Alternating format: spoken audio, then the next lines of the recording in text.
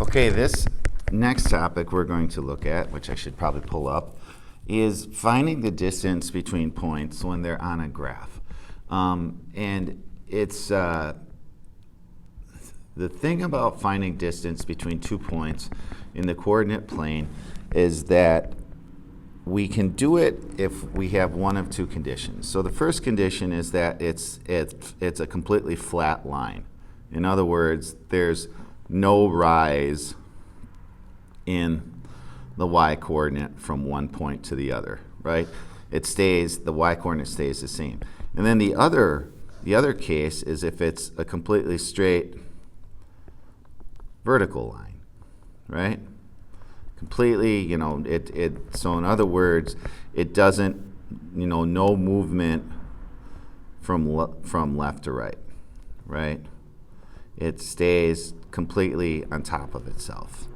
So when we look at problems like this, it doesn't really matter necessarily what the coordinates are for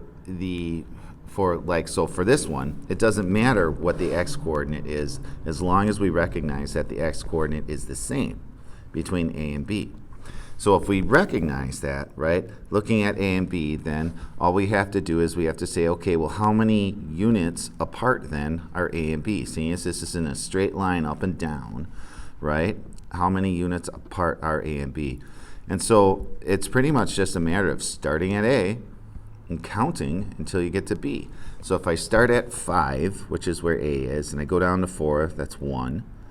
Go down to 3, that's 2. I go down to 2, that's 3. I go down to 1, that's 4. And when I get to the x-axis, I'm at 5 units. And then I have 2 more to go before I reach letter B. So that puts me at 7 units. I really wish I could annotate on the graph with this, but I can't. All right, let's try another one. So on this one, we have what C and D, if I connected them, would make what looks like a flat line, right? So it doesn't matter what the y-coordinate is in this case, except that we know that it's the same between C and D. And as long as I have that condition, then all I have to do is count over the number of units from C to D. So if I look at C, it's at -3.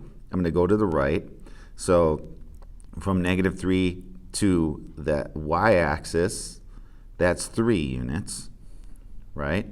And then it's another 5 units from the y-axis over to where D is, because D's x-coordinate is 5. So I add 3 and 5 together, and I get 8. And if that doesn't work for you, you can just do the one-by-one method. Just start on C and count over to D. Just make sure you don't count C as 1. You got to actually move 1 first before you count it. All right, let's try one last one. So this one, it looks like my x-coordinate is the same between both of them. So we have a straight line going up and down. This is a vertical line.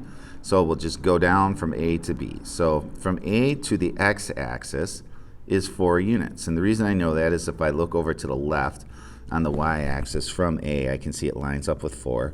So to go down to the x-axis would be 4 units. And then to go from the x-axis until I reach B is another 3 units. So that is a total of 7 units.